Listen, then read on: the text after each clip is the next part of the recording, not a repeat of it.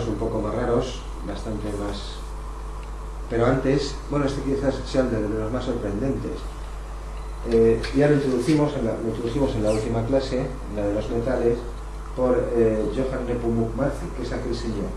Se le atribuye la invención del metrónomo, pero realmente no lo había inventado él. El primer metrónomo lo había inventado Dietrich Nikolaus Winkel. Lo veremos después cuando hablemos del componio, un artefacto bastante considerable. Pasa que Winkel no protegió bien su invento.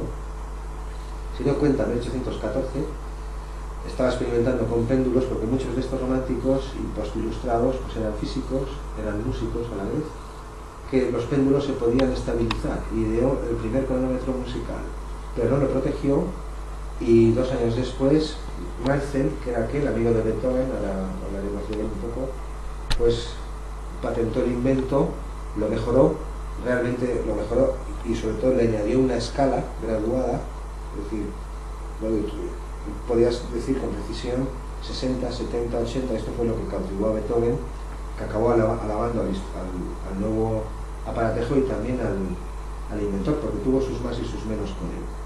En realidad, lo que pasó, la historia, el diseño se llama Panarmonicon, y lo que pasó fue lo siguiente. Quizá debería haberlo enseñado antes, pero en 1813 convenció a Beethoven, al que conocía, de que compusiese una obra adrede para un nuevo instrumento que había inventado, que era un autómata, una máquina, un teclado, pero que cuando tú apretabas las teclas no se pulsaban o percutían cuerdas, sino que se hacían sonar instrumentos enteros que había detrás por allí colgados y situados. En un momento lo veremos, ciertamente un ingenio sorprendente. El aparato consistía, lo puedo enseñar y vuelvo atrás, es este.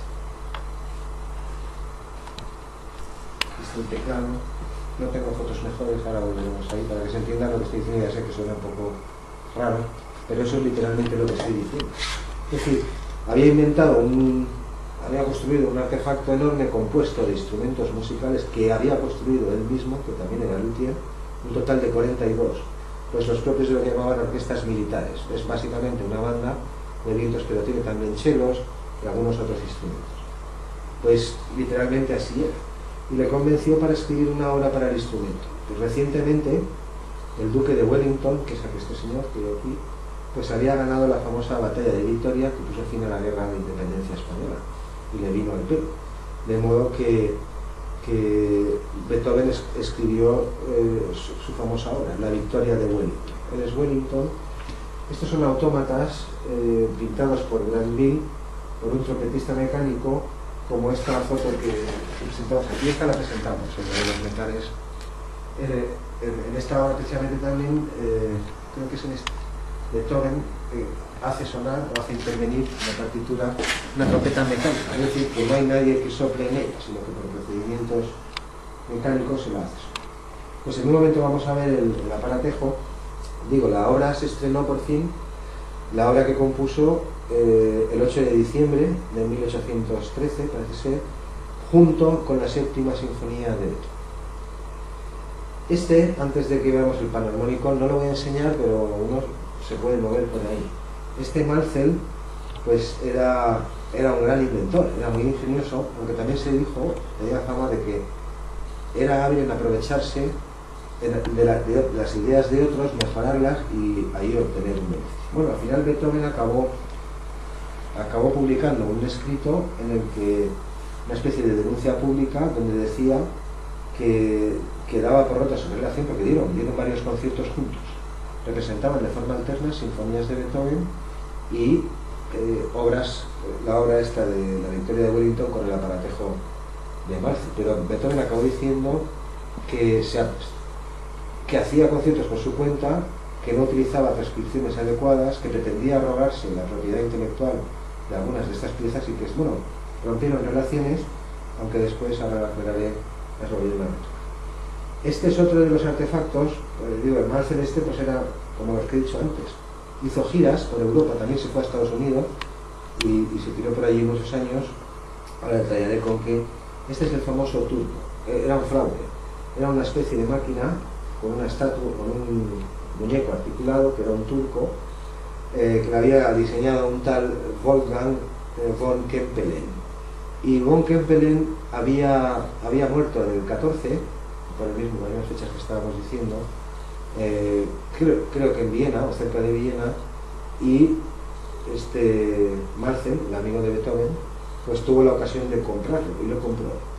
Digo que era un fraude porque realmente, claro, en aquellos tiempos, pues poca gente sabía jugar al ajedrez. La máquina fue llevada también a Estados Unidos, y el Marcel, cuando la exhibía por ahí, sí que pedía al público algún voluntario, ¿no? Nadie se atrevía, no es que nadie se atrevía, sino que el ajedrez no estaba casi nada extendido. Pero realmente dentro no voy a decir un enano, pero había una ilusión óptica. Él abría, parecía que esto enseñaba los mecanismos, pero con los trucos de magia. Había una doble pared, y en el interior se metía su ayudante, probablemente su ayudante que le acompañaba, que cabía ahí. El hombre pues aguantaba con un sistema, tenía un tablero dentro y podía seguir. Era un fraude. Aquí tenemos, por ejemplo, está, no recuerdo, o también la conflagración de Moscú. En un determinado momento Marcel emplea varios años en construir autómatas.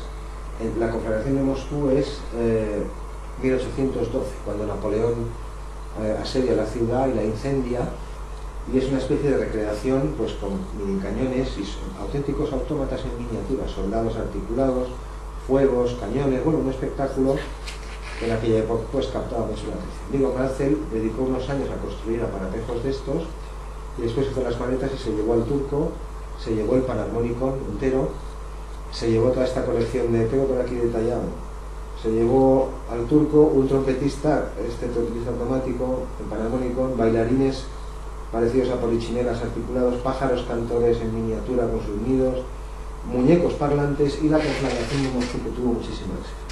Esto es una máquina parlante. No parlante como la voz sintética que hacemos ahora, pero ya él, Marcel y otro más consiguieron sintetizar, por decirlo de algún modo, no por procedimientos electrónicos, imitar 5, 6, incluso hasta 7 vocales de las lenguas humanas, y bueno, construyó se llama la máquina parlante de Marcel. Recogió todos estos trastos. Él es el hijo de Torres Quevedo, un inventor romántico famoso en español, que construyó el transbordador de Niágara. También le hemos dedicado algún corto en años pasados en este centro. Cogió los bártulos y se tiró por Estados Unidos de gira arriba y abajo por todos los estados con un éxito sorprendente. Concretamente, sus diseños y sus máquinas pues se copiaron y ocuparon los museos de las principales ciudades norteamericanas, especialmente la conflagración de Moscú, una especie de recreación de una batalla con artefactos mecánicos. Avanzaré un poquillo, veamos ya el Panarmónicon. Bueno, es una representación pictórica. Ahí se ven como trompas, timbales que cuelgan, tubos de órgano. Es una ilustración, creo que es suya, pero realmente el aparatejo pues es esto. Ya puede sorprender y lo que se quiera, pero esto es lo que hay. Aquí vemos triángulos, platos, todo esto está colgado del techo con cuerdas, un timbal, un bombo, hay macillos y baquetas, de modo que cuando yo toco las teclas, claro, es un ingenio articulado que aquí hay que calentarse la cabeza bastante. ¿Para qué? Sobre todo para que funcione. En realidad era una especie de autómata también, es decir, una especie de hecho es el primer orquestón. Ahora veremos lo que son orquestones, una especie de, los podemos llamar órganos automáticos a veces, porque tienen la apariencia de órganos, y a veces no. El aparato es mayor, ¿sí? Eso lo vemos ahí. También tenía clarinetes, ya lo he dicho, todos los instrumentos 42 de una banda militar que los hacía sonar de forma sincrónica. Para este instrumento compuso Beethoven solo la Victoria de Ulm.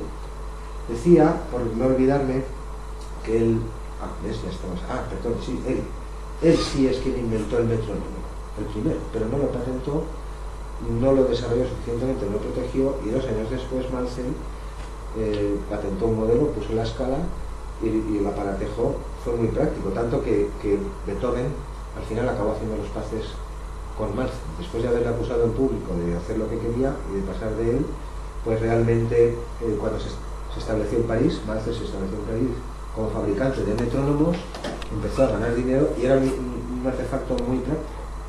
Se recordará de las clases en las que estuvieran en su momento como Beethoven decía que las indicaciones de tempo, de velocidad italianas, decía, literalmente, eran una herencia de la edad bárbara de la música, porque no le permitían indicar con precisión la velocidad que deseaba. Es decir larghetto, vivace o allegro, pues es una indicación útil entre músicos y está sujeta a variación, y eso es el arte y estamos contentos con eso.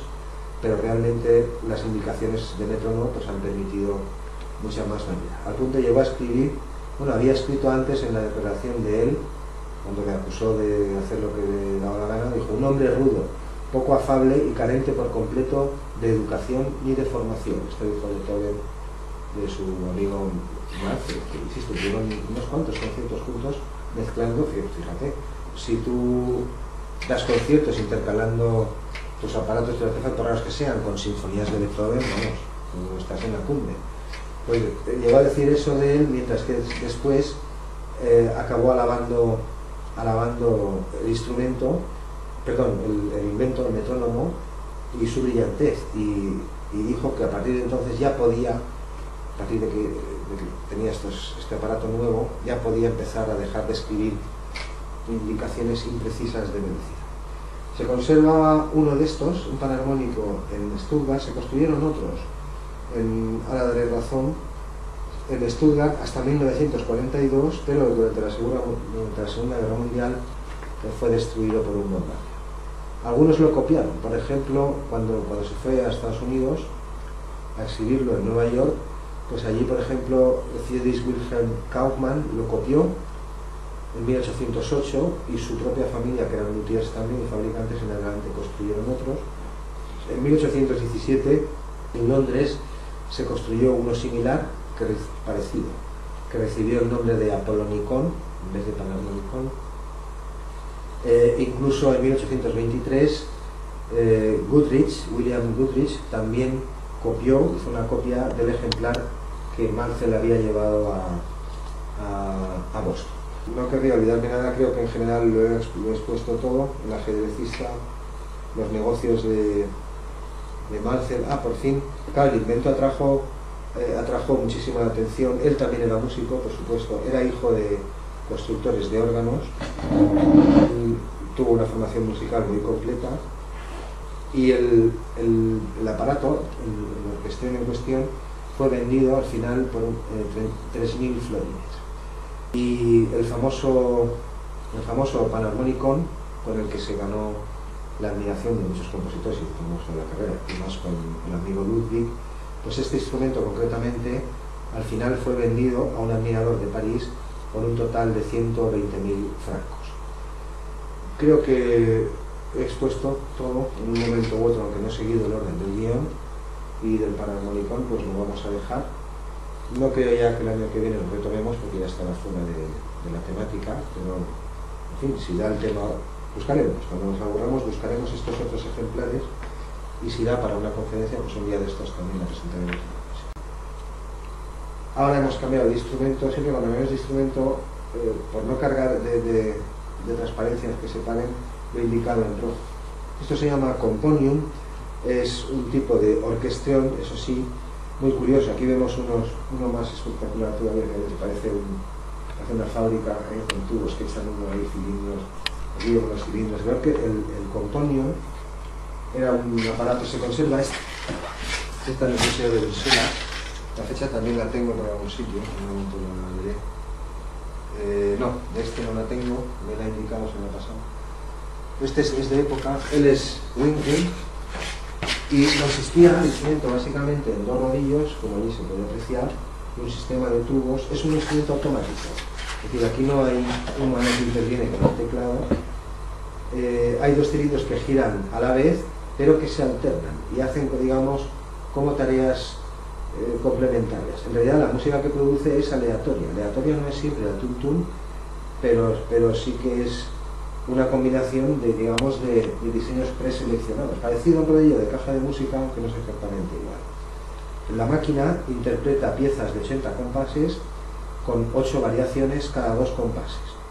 Y esto mismo que estoy diciendo se puede recombinar. De hecho, eso es lo que el segundo cilindro, mientras el primero está ejecutando, decide si la siguiente combinación de estas cosas que he dicho, mecanismos incluidos, esto es bastante común, aquí vemos la complejidad, parte de la complejidad, si se va a combinar así o se va a combinar así.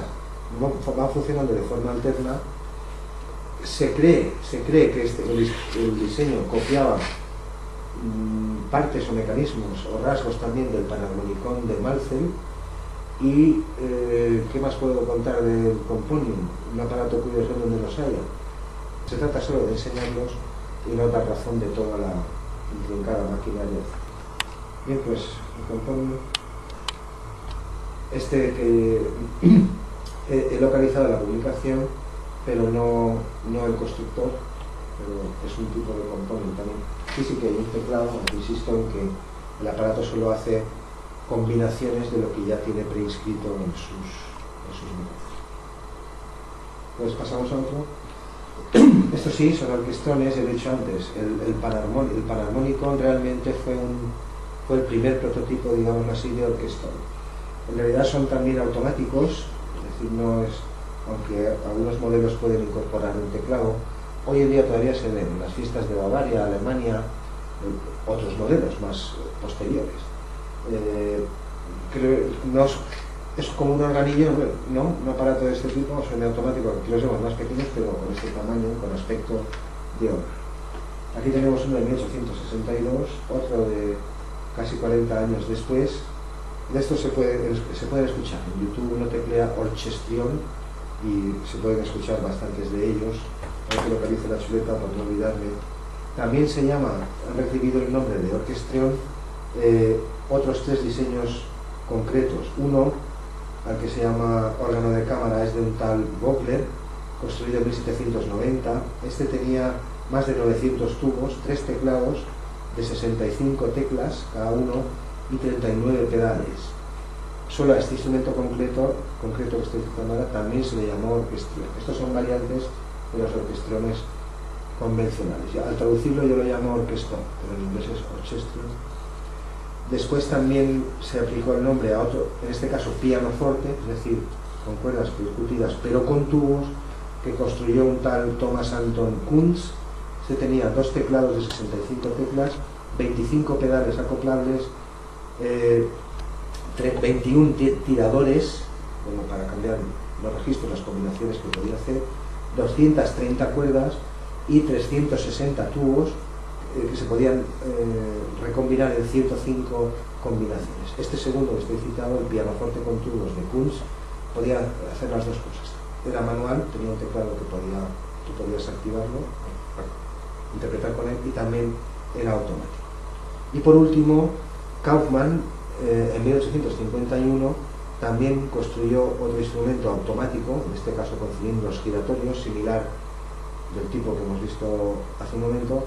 También contenía los timbres referidos a una orquesta de viento completa, más una sección de percusión, y a estos 3 instrumentos que acabo de citar también se les llamó orquestón. Pero propiamente, en rigor, los orquestones son este tipo de aparatos, de los cuales yo solamente estoy mostrando 2. Insisto que estos no faltan. Y los hay en activo todavía, en Alemania se pueden escuchar. Pues los 2 más curiosos. Y por la fecha también, porque el anterior es de 1900, ese por bonito, y este por... Son como gigantescas cajas de música, pero que permiten recombinaciones. Aquí tenemos otro, del que tampoco vamos a decir, estos no, estos son más modernos, pero son variantes. Se llamó Aristón, y es un mecanismo similar al de los rodillos de las cajas de música o de los componios, pero al revés, ¿no? En este caso mediante perforaciones.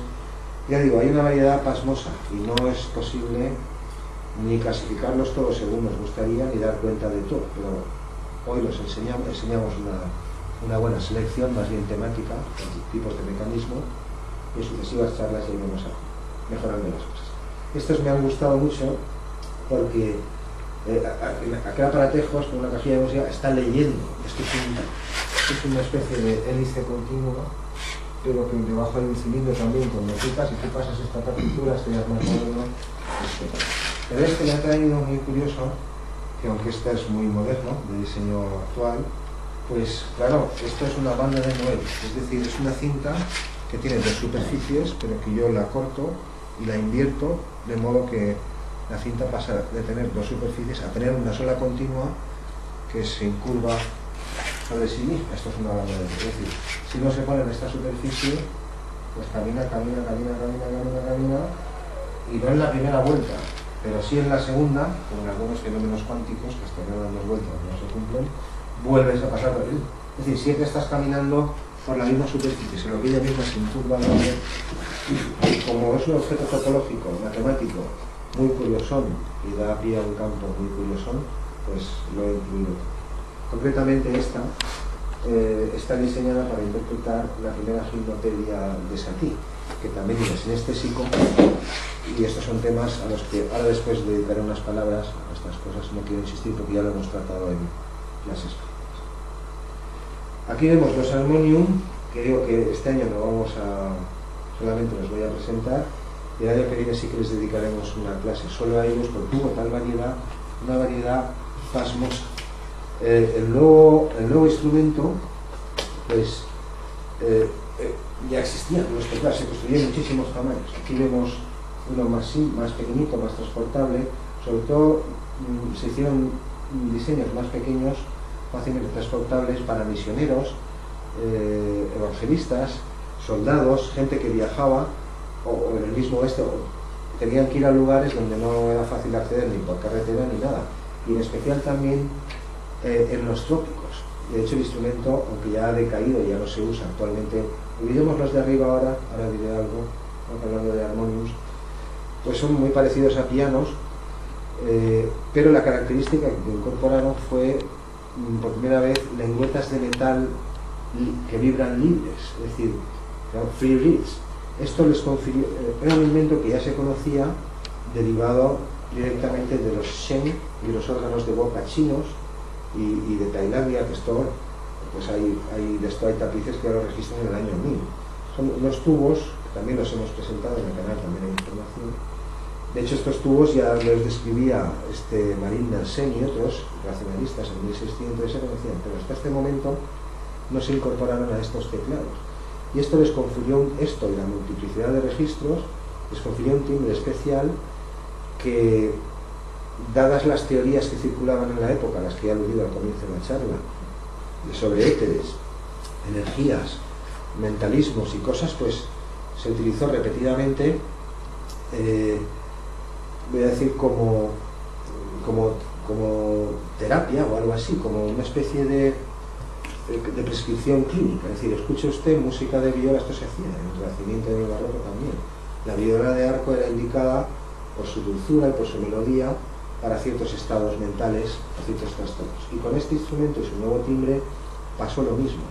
Para hacernos una idea, solo las voy a leer por encima, la cantidad de diseños o variantes que obtuvo. En un primer momento, para aludir a este timbre nuevo muy dulce, muy sugestivo, muy sugerente, debido a las lengüetas, claro, que incorporaban los armonios, pues solo el diseño básico recibió varios nombres diferentes. Concretamente, todos hacen alusión a las cualidades supermelódicas del instrumento.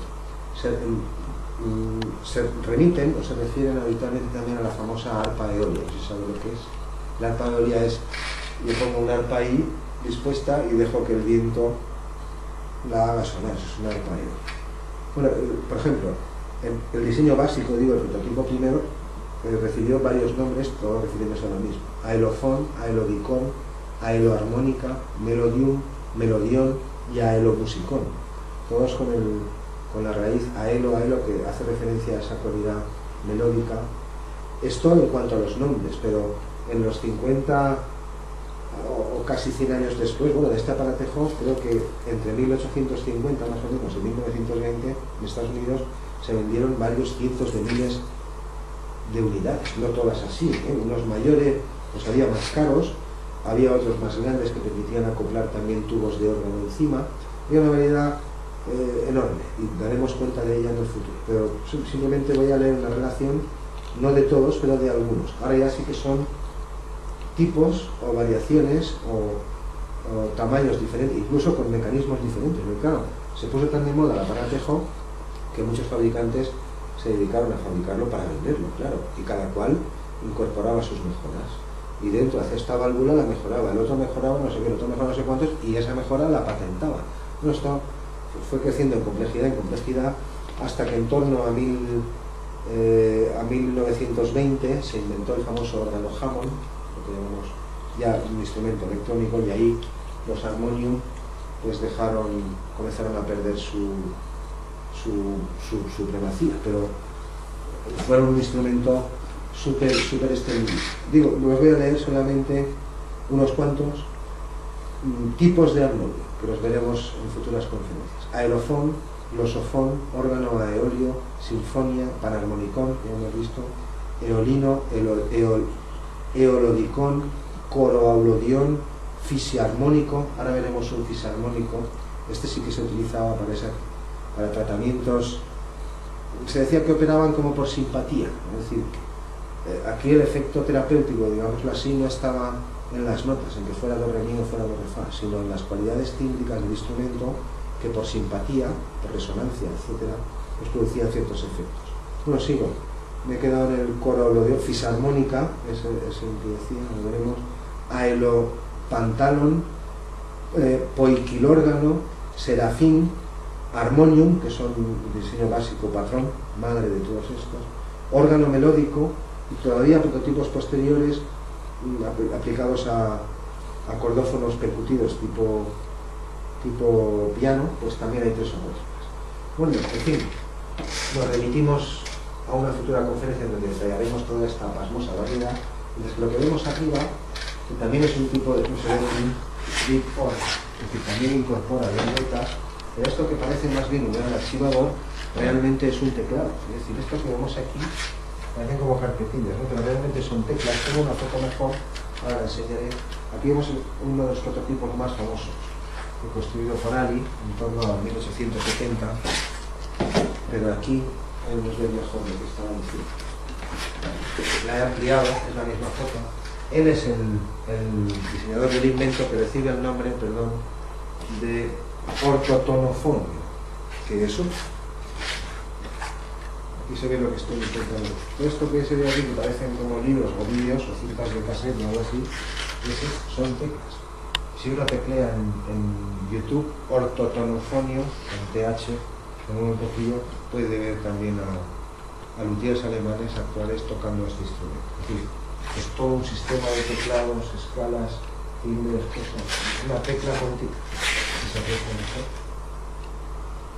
Bien, pues otro más para Saca, como es el Mota, José Mota, perdón. Veamos alguno más. Ahí está, la fisarmónica que estábamos diciendo, uno de los diseños que se utilizaron para este tipo de cosas. La foto de abajo, igual que esta, está para ilustrar esto. Yo no voy a redundar porque hay clases en el canal, algunas se han grabado aquí, cuando hablamos del mundo romántico, la de los frenólogos, etc.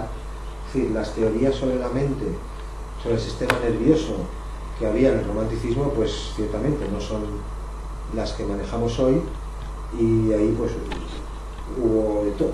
Ahí se presenta a Charcot en la Salpêtrière, en el hospital, uno de los padres también de la neurología. Yo no estoy quitando mérito nada. Es decir, que basándose en las teorías de Mesmer, aquello del magnetismo animal, la electricidad, etc., pues intentaban explicar trastornos como las histerias, el sonambulismo y todo tipo de fenómenos psíquicos pues conocidos en la época. Y solamente están para recordar eso, un ambiente. La sesión está para recordar, si te crean, la ciencia romántica de la mente. Ahí hay una conferencia. Y la otra, que es parecida, se llama el credo romántico. Ahí se da cuenta, se intenta aclarar por qué los románticos hicieron ciertas cosas, como la sinestesia, o por qué dieron tanta importancia a la música y a ciertos tipos de arte, porque hubo esta especie de mixtura de tecnología atroz, supermaterialista, diríamos hoy, y a la vez un misticismo basado en el arte también atroz. Solamente por recordarlo, en cambio aquí lo que vemos es uno de los primeros acordeones, que también los acordeones tienen ese timbre porque incorporan también lengüetas libres en su interior, y esa es un timbre muy rico en armónicos. Aquí tenemos uno de los primeros dispositivos de 1830, que si yo abriese, esto sería el fuelle, ¿no? En 1830, Pasamos a uno más. O sea, aquel es un tipo de armonio. Eso es lo que estoy intentando. Y ya hemos dejado los armonios atrás, y estos teclados solo nos quedan 5, 6, quizás 7 dispositivos de estos, pero ya más cercanos a 1900 y basados mayormente en procesos electrónicos. Aquí tenemos quizá el primero, no me he molestado en comprobarlo, quizá no lo sea, probablemente no sea el primero de la historia, pero el personaje es muy famoso, Helmholtz, On the Sensations of Tone, es uno de los libros más famosos de la historia de la psicoacústica. En 1800, bueno, el telégrafo ya existía también. En las películas del oeste americano a veces vemos los teletipos. Claro, necesitas un sistema de cables tendido a través del desierto, pero ya utilizábamos estas cosas, ahora sí, la electrónica o ciertos procesos basados en la electricidad para transmitir información ya funcionaban en las últimas décadas del siglo XIX, como veremos en un momento. Bueno, como curiosidad, aquí tenemos uno de los primeros sintetizadores de sonido o de señales acústicas o como las queramos llamar de la historia, mientras que basado en este tipo de nuevos mecanismos, esto ya no son máquinas físicas, digamos, ya no son mecanismos basados en piezas articuladas, sino que andamos en el mundo de la electrónica como ocurre hoy. Hoy hablamos de máquinas lógicas, pero claro, las máquinas lógicas, es decir, el software, pues no se compone de tornillos, sino que se compone de símbolos, de procesos, digámoslo así, es una cascada de procesos. Pues bueno, los pocos que nos quedan por ver, 3 o 4, todos se basan ya en este tipo de producción sonora. El sonido ya no es producido por medios físicos. Yo ya no froto un arco o hago vibrar mis cuerdas o mis labios en un metal o una caña, sino que intervienen, en fin, descomponemos literalmente las vibraciones y las recombinamos. El primero, esto ya solamente es estamos acabando, nos quedan 10 minutos escasos y estos últimos diseños que vamos a ver ahora los retomaremos en su momento cuando dediquemos la clase, la conferencia, a dispositivos propios ya del siglo XX, digámoslo así. Pero algunos de estos fueron diseñados y inventados en las últimas décadas del siglo XIX. Este, que es el primero, se llama también Dynamofon o Telarmonium, es muy curioso. Se instaló, digo, muy curioso, construyó 3 modelos, los tenemos allí, Mark I, Mark II, Mark III. Este creo que es el Mark I, en un momento veremos el Mark II, pero claro, el aparatejo, los primeros que construyó pesaban menos, pero cuando construyó uno en el Telarmonium Hall, que es una sala donde se ubicó el instrumento y donde se daban conciertos con él durante unos años, estaba justo enfrente del Metropolitan Opera House. Pues digo, el segundo, pues pesaba la criatura, creo que era ya, no sé si era el 2 o el 3, pesaba la friolera de 200 toneladas. Es decir, lo que estamos viendo aquí es solamente el teclado, igual que en este caso.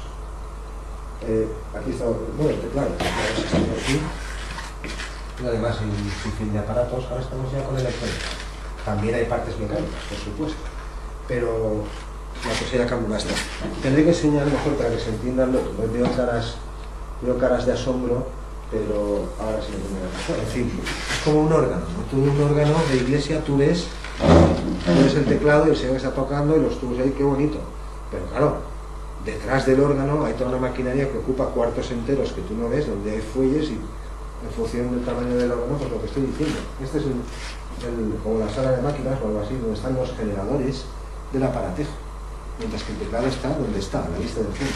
Aquí lo vemos, aquí el tamaño de la persona y los aparatejos. Aquí hay otro.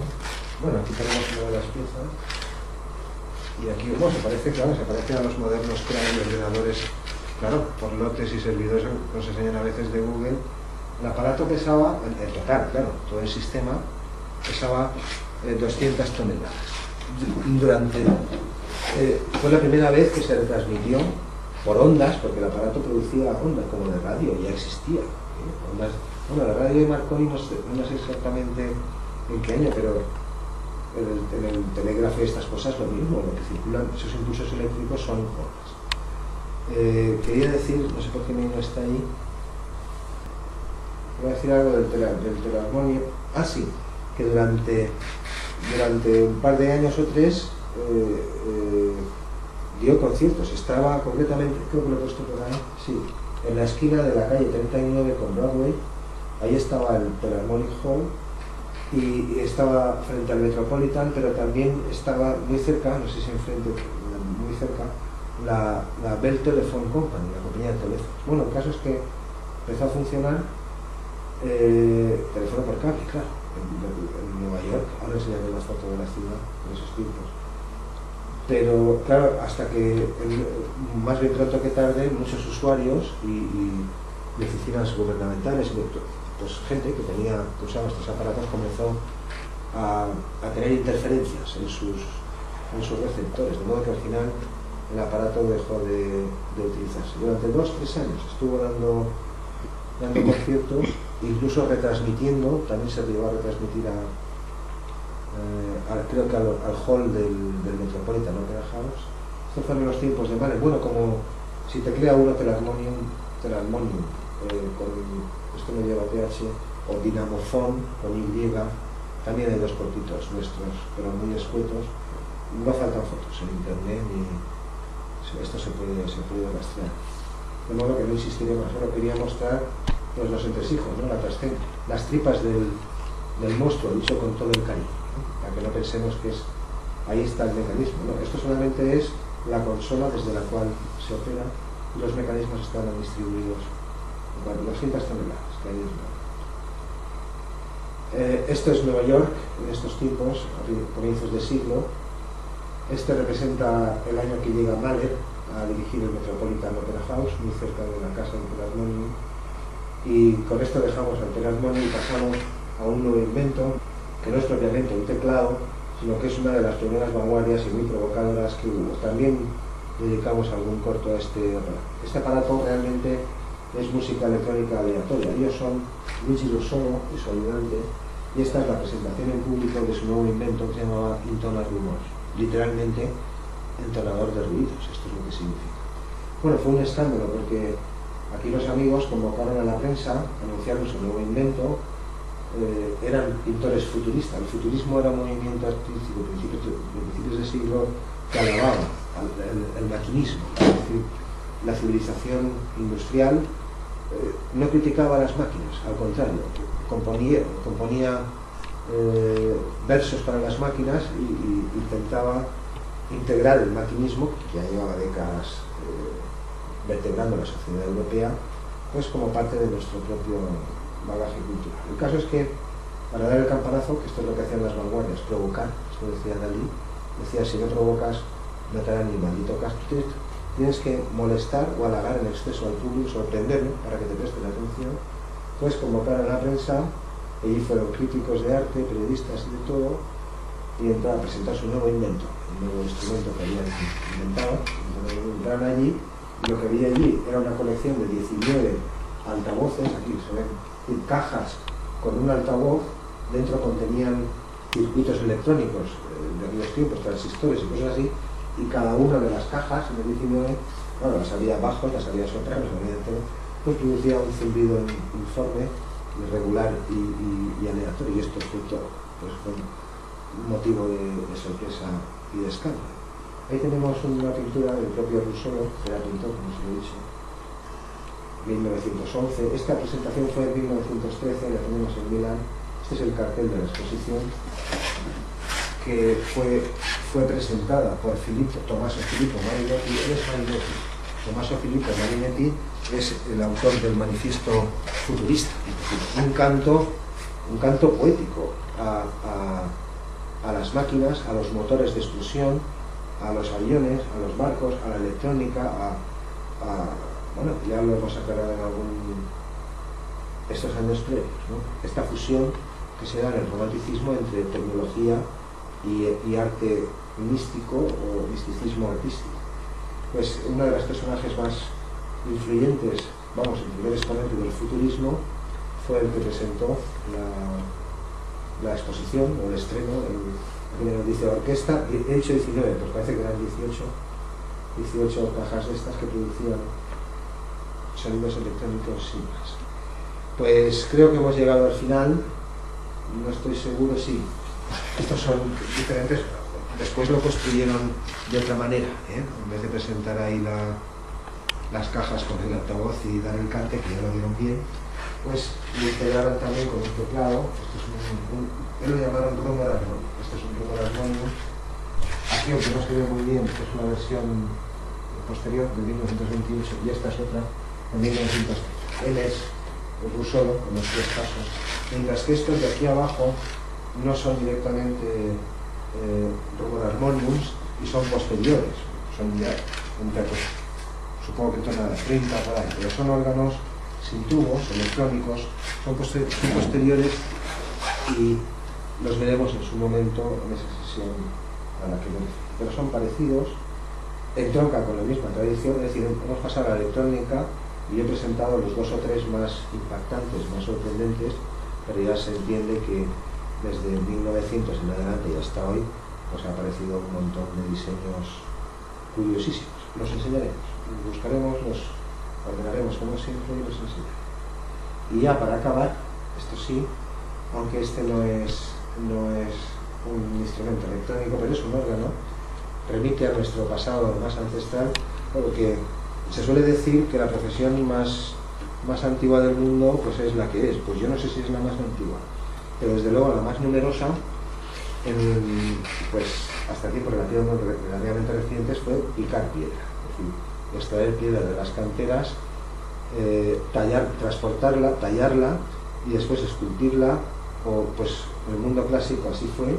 La piedra fue nuestra compañera durante un par de millones de años, piedras más simples, y después ya en tiempos más civilizados o más próximos, este comentario me hizo ver mi buen amigo Asensi.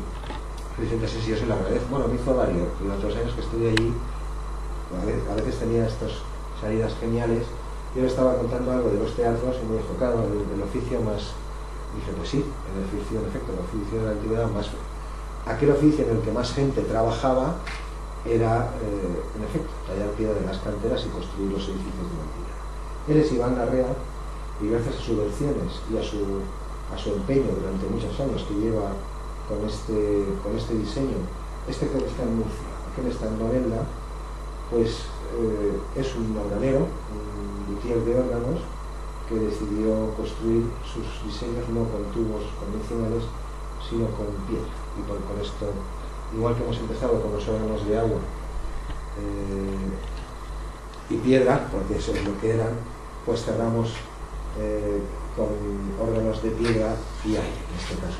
Son órganos, pero que esto es un diseño, pues si se lo puede escuchar en YouTube, no teclea en YouTube, tocando Bach, tocando cualquier cosa, es un instrumento fantástico, tiene un timbre muy bonito.